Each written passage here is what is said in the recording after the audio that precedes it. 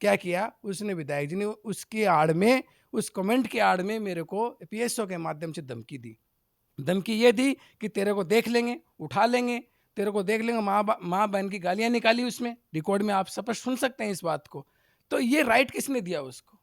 कुमार प्रजापति का एक साधारण सा आदमी, और अपने सामने इतना बड़ा बोल रहा है, अपना विरोध कर रहा है, तो वो विचलित हो गई, वो घबराई हुई है, और वो विचलित हो रही है कि अब क्या करें क्या नहीं करें। तो इस मामले को लेकर के फिर वो मेरे से नाराज हो गई।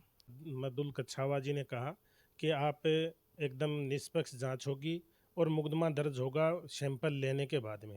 तो इस वीडियो में मौजूद व्यक्तियों की राय और उनके द्वारा लगाए गए आरोप हैं वो उनके व्यक्तिगत आरोप हैं। आरजे 18 न्यूज इस आरोपों की पुष्टि नहीं करता है। वो जो भी इनकी राय है वो इनकी निजी राय है। आरजे 18 न्यूज किसी भी आरोप पर जब तक तय नहीं हो जाता अपनी कोई राय नहीं रखता। ये सब व्यक्तिगत राय हैं और बाकी आपके सामने वीडियो है, आप तय करिएगा कि आखिर पूरा मामला किस तरीके से आगे बढ़। नमस्कार दोस्तों, आरजे 18 न्यूज़ पे आपका स्वागत है। मैं आपके साथ अमित सिनी। और आजकल जो सोशल मीडिया पे एक प्रकरण चल रहा है, विधायक रीटाजी चौधरी के पीएसओ शिवराम जाखड़, जिन्होंने पूर्व सरपंच को कुछ धमकी देने का कथित मामला जो चल रहा है, उसके मामले में आखिर वो पूरा मामला क्या था, क्या वो कमेंट किए गए थे, किस मामले पर ये मुद्दा इतना गरमाया है, उसको लेकर हम आज खुद विनोद जी के पास पहुंचे हैं और उनसे पूरे मामले की जानकारी लेते हैं। क्योंकि कुछ व्हाट्सएप ग्रुप और सोशल मीडिया पे आधी अधूरी जानकारी है वो शेयर की जा रही है, जिससे लोगों में भ्रम की स्थिति बनी हुई है। हम उसी को क्लियर करने के लिए आज विनोद जी से खुद मिलने पहुँचे और जानना उनसे पूरा मामला जानेंगे कि आखिर पूरा मामला क्या था और किस कारण उनको ये धमकी मिली है। उनसे सारी इस मामले पे बातचीत करते हैं। तो विनोद जी, आपका पहले तो बहुत-बहुत स्वागत है। सर नमस्कार।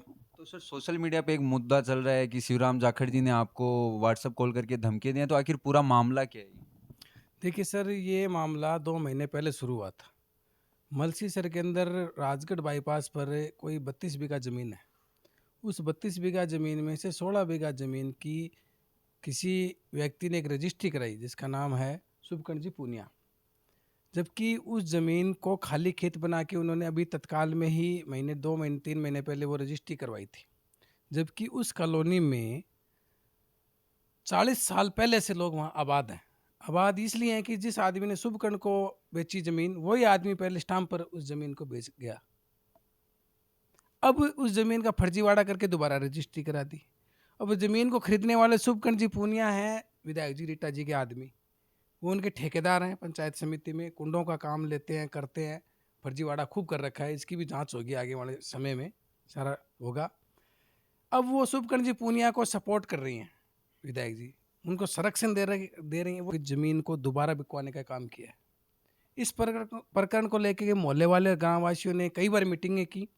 इसमें रीटा जी को भी बुलाया गया था मीटिंग में। रीटा जी ने कॉलोनी वासियों जैसे चाहते थे वैसे कोई निर्णय नहीं लिया। ग्राम वासियों ने अस्वीकार कर दिया। अब चूंकि मैं रीटा जी के साथ था चुनाव में पहले से ही, इसलिए विधायक जी मेरे को इसलिए बार बार मेरे को प्रेशर किया कि आप इन कॉलोनी वालों के साथ मत रहो, इससे आप भड़काओगे तो मेरे वोट टूट जाएंगे। ये अपने तो ठेकेदार जी शुभकर्ण जी पूनिया के साथ में रहना है, इनके साथ ही बात करनी है, इनके पक्ष में बोलना है। तो मैंने मेरा ज़मीर इस बात की गवाही नहीं दी। मैं चाहता था कि मैं मेरे गांव की आवाज़ बनूं, गरीबों की आवाज़ बनूं और उनके मुद्दे उठाऊं। इस मामले को लेकर के मैंने पटवारी, गिरदावर और भूमाफिया जो बताए जा रहे हैं, शुभकर्ण जी पूनिया जिन्होंने खरीदी है, और उनके साथ में बेचने वाले जो छत्रमल जी जैन और संपतमल जैन हैं, उनके खिलाफ हमने पुलिस थाना मलसीसर में 2 मुकदमे दर्ज करवा दिए कॉलोनी वालों ने, और उनका लीडरशिप मैं कर रहा था। और उसमें सबसे बड़ी भूमिका रही हमारे गांव के सरपंच, वर्तमान सरपंच ताराचंद जी जांगिड़ की। वो भी विधायक जी के आदमी हैं।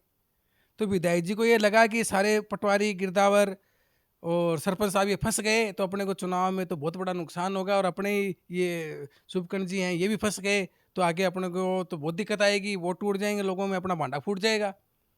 तो इस बात को लेकर के उन्होंने मीटिंग में भी ये कहा कि आपने गिरदावर, पटवारी, सरपंच को क्यों फंसाया।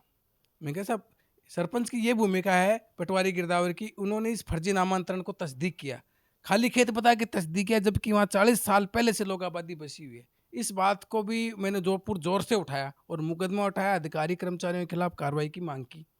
इस बात से वो इसलिए खफा भी हो गई क्योंकि उसमें जो पटवारी है वीरेंद्र जी, वो भी विधायक जी का कहीं ना कहीं रिश्तेदार बताया जा रहा है।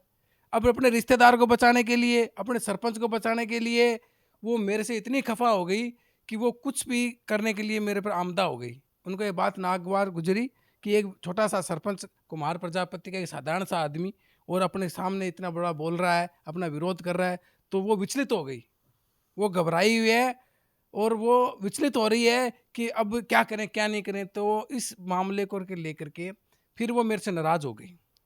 नाराज़ होने के बाद में अभी चंद रोज़ पहले कोई मलसीसर के अंदर एक किसी व्यक्ति ने रिक्को पास होने के एवज में रीटा जी को श्रेय देते हुए एक व्हाट्सएप पर कमेंट किया कि विधायक जी ने मलसीसर में और रिक्को बना दी और मलसीसर का विकास हुआ। उसका मैंने विरोध करते हुए ये कहा कि अगर रिक्को विधायक जी ने बनाई है तो इसका श्रेय ले रही हैं, तो मलसीसर की ज़मीन जो अलॉटमेंट होगी बोली लगा करके सरकार अपना राजस्व भरेगी खजाने में, वो बिकवाने का श्रेय भी विधायक जी को लेना चाहिए। ये तो एक खुली लूट हो गई सरकार की।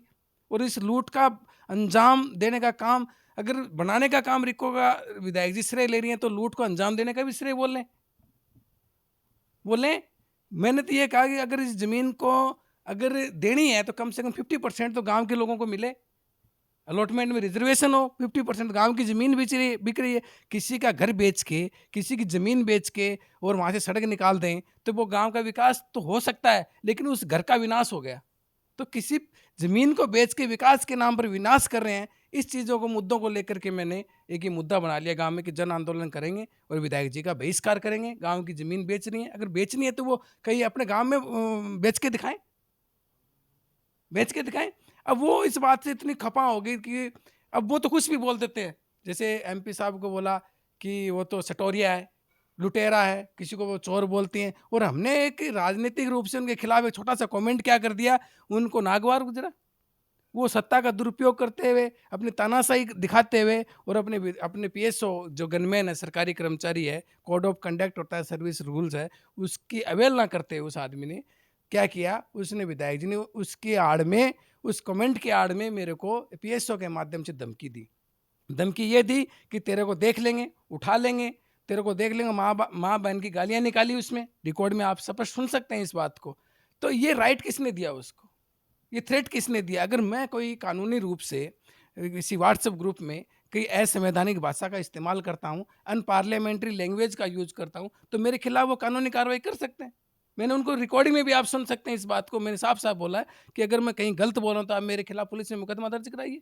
तो उन्होंने कहा, और मैंने उनको ये भी कहा कि मैं रिकॉर्डिंग कर रहा हूँ और आपके खिलाफ कल पुलिस थाने में रिकॉर्डिंग देख करके मैं मुकदमा भी दर्ज कराऊंगा। बोले देख लेना कौन मेरे खिलाफ मुकदमा दर्ज करता है, मैं तेरे को भी देख लूंगा, मुकदमा दर्ज कराने वाले को भी देख लूंगा। तो वो अपने आप में इतना इग्गो आ गया उनको, इतना ज़्यादा इग्गो आ गया कि वो अपने आप को ही सब कुछ समझते हैं। एक सामान्य साधारण से आदमी को डरा धमका करके इस प्रजातंत्र में आप वोट नहीं ले सकते। सहानुभूति से और विकास के काम, अच्छे काम करा करके आप वोट ले सकते हैं। तो उनका ये रवैया बहुत गलत था, उनका जो तानाशाही तरीका गलत था, इसका हमने विरोध किया और पुलिस थाना मलसीसर में एक मुकदमा दर्ज कराया पीएसओ के खिलाफ। उनका भी एक आरोप जो है वो आप पर ये है कि आप सिर्फ चर्चा में बने रहने के लिए एक फेक ऑडियो है वो आपने जनरेट किया है और पूरी जनता में फैला रहे हैं, और वो आप पे मुकदमा करना चाह रहे हैं कि आप फेक न्यूज़ फैला रहे हो। तो उस पे आपका क्या कहना है? देखिए, रिकॉर्डिंग कोई झूठी नहीं होती है, ये फेक नहीं होती है। वो फिर मुकदमे को दर्ज क्यों नहीं करने दे रहे? वो क्यों वो मुकदमे को पेंडिंग करवा रखा है? वो वॉइस सैंपल दें अपना, मुकदमा दर्ज कराएं और वॉइस सैंपल दे करके इसको साबित करें कि मेरा ऑडियो नहीं है। जैसा कि विनोद जी का कहना है कि वो ऑडियो एकदम 100% सही है, ये उनका कहना है, और वो चाहते हैं कि मुकदमा दर्ज होकर और वॉइस सैंपल उनके द्वारा दिया जाए। अब ये मामला एसपी मृदुल काछवा तक भी कल पहुंचा था और वहां पे भी मुकदमा दर्ज करवाने के लिए ये जनप्रतिनिधि पहुंचे थे। उनसे भी बातचीत करते हैं कि आखिर क्या इस मामले को वो देखते हैं अपनी तरफ। हमने सरपंच साहब ने हमें अवगत करवाया। अवगत करवाने के बाद में मलसीसर एसएचओ कमलेश जी चौधरी उनके पास गए थे, उन्होंने मुकदमा दर्ज करने से मना कर दिया। सरपंच जी से मेरी बात हुई, सरपंच जी ने कहा कि हमें एसपी साहब से मिलना है। हम भारतीय जनता पार्टी के प्रत्येक कार्यकर्ता नेतागण एसपी साहब से मिले थे। एसपी साहब मृदुल कछावा जी ने कहा कि आप एकदम निष्पक्ष जांच होगी और मुकदमा दर्ज होगा सैंपल लेने के बाद में। तो मैंने भी आग्रह किया था कि साहब मुकदमा दर्ज होने से पहले आप वॉइस लेंगे और रिकॉर्ड करेंगे तो आपको कोई भी ऐसा व्यक्ति नहीं होगा इस प्रजातंत्र के अंदर तो अपनी वॉइस देगा। मुकदमा दर्ज होने के बाद में आप उसके खिलाफ कानूनी कार्रवाई कर सकते हैं। और एसपी साहब ने 2 दिन का समय मांगा था और कल 2 दिन पूरे हो रहे हैं। उसके बाद में देखते हैं कि इस मुकदमे के अंदर क्या मोड़ आता है, क्या बात बनती है। उसके बाद में हम एसपी साहब से मिलेंगे दोबारा, वो इस मुकदमे में क्या करते हैं कार्रवाई। और यदि जांच सही नहीं होगी, कार्रवाई सही नहीं होगी, तो यहाँ मलसीसर थाने के सामने धरना प्रदर्शन सब होंगे। समाज, कोई प्रजापत समाज एकला नहीं है। आज 36 कौम के लोग भयभीत हो रहे हैं कि मंडावा के अंदर एक पीएसओ है विधायक जी का, शिवराम जी जाखड़, वो चाहें वैसा काम इस मंडावा विधानसभा क्षेत्र में हो। हम ये कहना चाहते हैं कि राजनीतिक दबाव के अंदर सरकारी कर्मचारी को ऐसा कोई काम नहीं करना चाहिए कि अपने मान स्वाभिमान के लिए कहीं पर उन्हें नीचा देखना पड़े। तो जैसा कि आप देख सकते हो, जिस तरीके से सोशल मीडिया पे ये मुद्दा बताया जा रहा था कि सिर्फ ये कमेंट का मुद्दा है, एक कमेंट जो किया गया था, लेकिन ये मामला कुछ पुराना नज़र आता है, कुछ ज़मीनी विवाद है, वो चल रहा है, उसको लेकर ये पूरा प्रकरण है।